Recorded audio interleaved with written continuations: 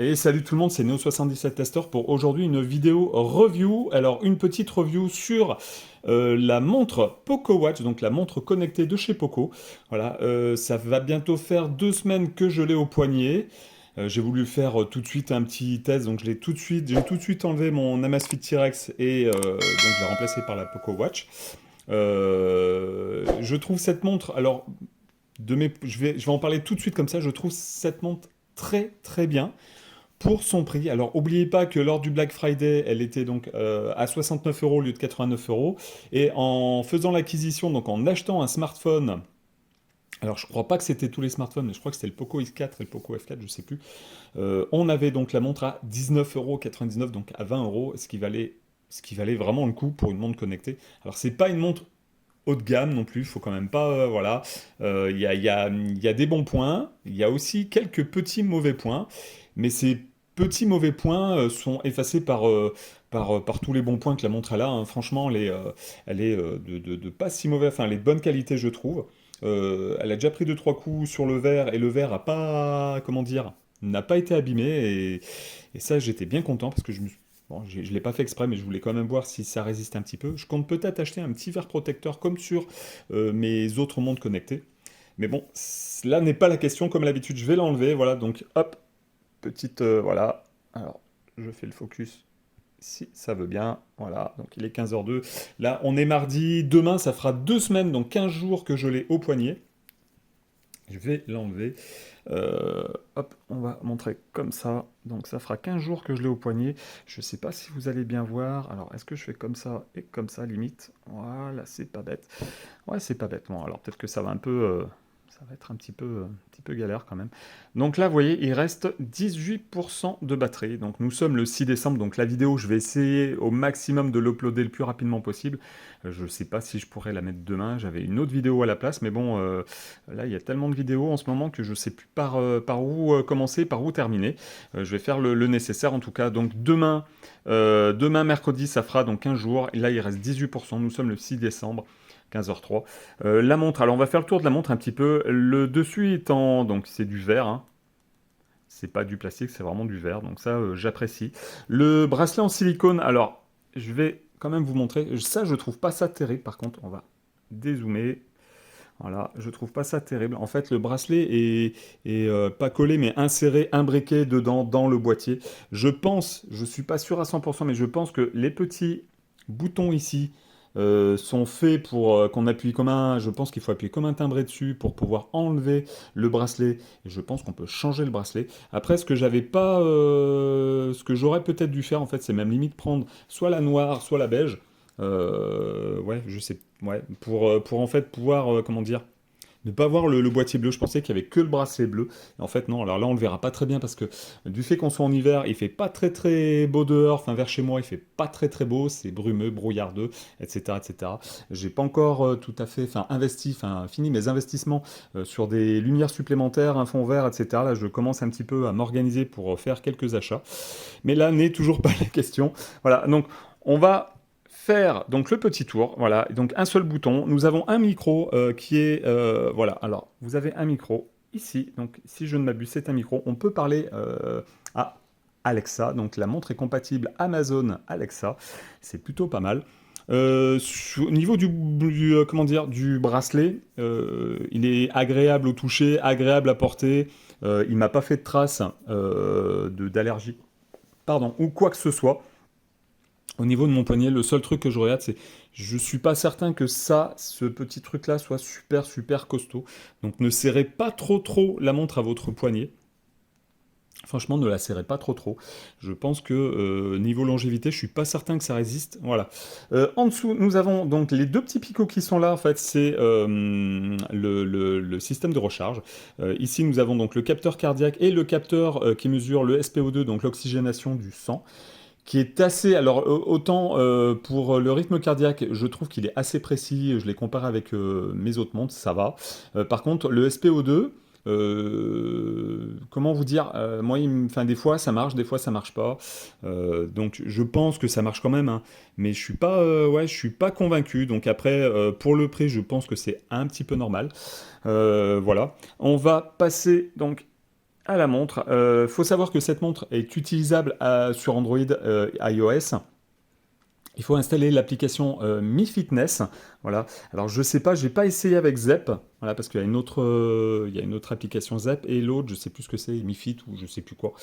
Zepp Life. Ouais, Zepp Life, ça y est. Là, j'ai pas essayé. J'ai installé l'application qui était fournie avec un QR code. Par contre, l'application s'est installée, comment dirais-je, à partir d'Internet et pas sur le Play Store. Ça m'a un peu, ouais, ça m'a un peu rebuté.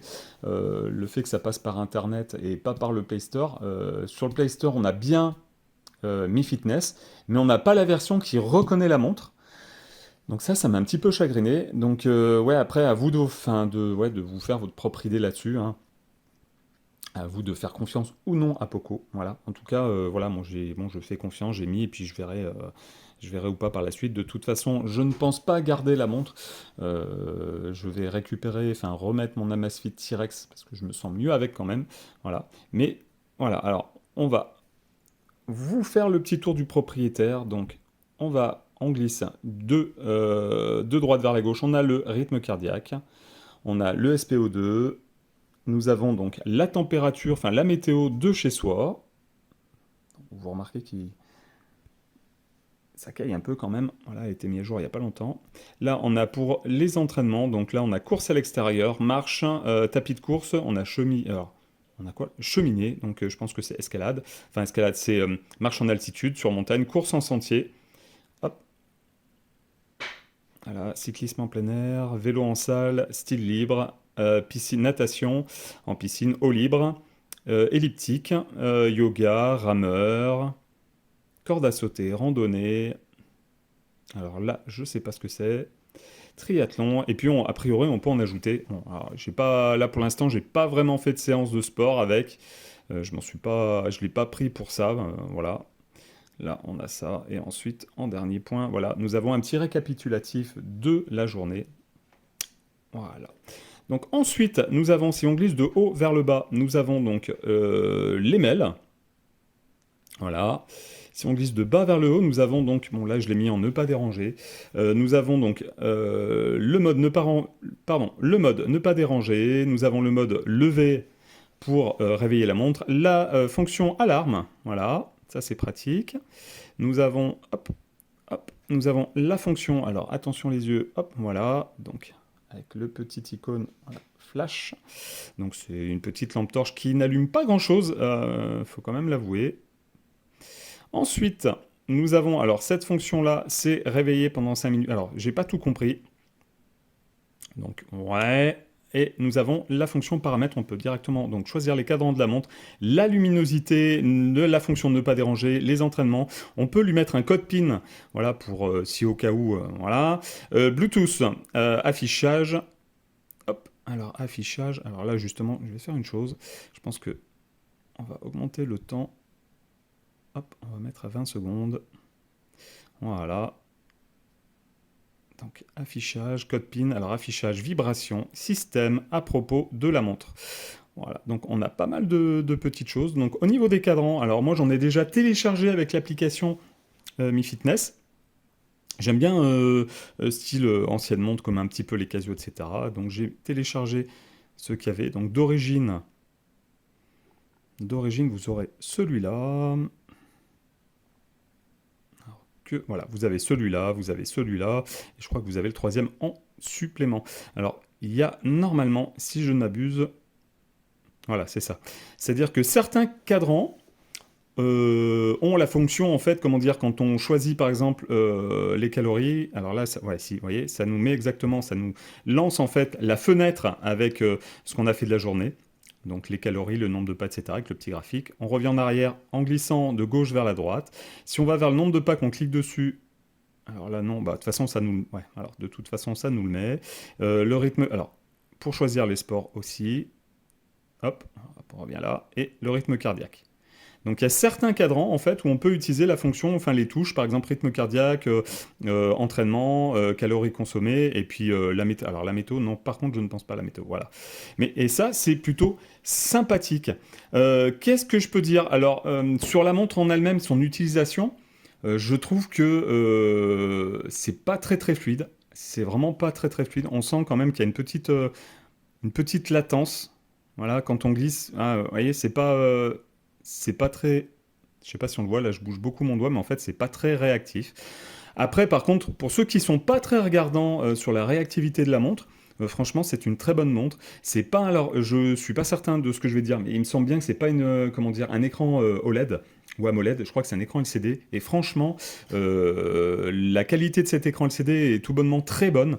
On voit très très bien. Alors en plein soleil, j'ai eu l'occasion hier, il y avait un peu de soleil dehors. J'étais dehors et effectivement, alors c'est pas le soleil de l'été non plus. Mais je peux vous confirmer qu'on voit très bien ce qui est affiché sur l'écran de la montre. L'écran, alors je sais pas si je ferai un comparatif, non, je pense, ouais, je sais pas, je verrai plus tard.